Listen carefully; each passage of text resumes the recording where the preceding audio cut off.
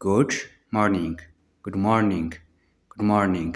ይሄ የተጻፈው GOODMORNING ሲነበብ እዚህ ጋር ጽፌላችኋለሁ ማለት ነው። ጉድ ሞርኒንግ ይላል።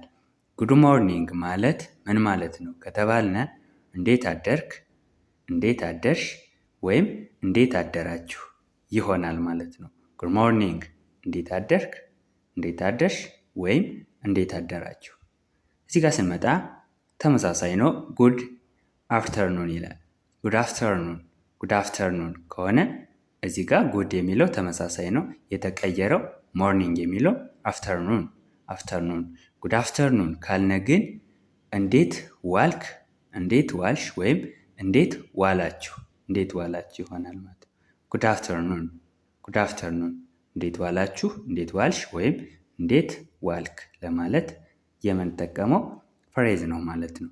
እዚህ ጋር ስንመጣ አሁንም ጉድ የሚለው አለ ፕላስ ኢቭኒንግ ከሆነ ጉድ ኢቭኒንግ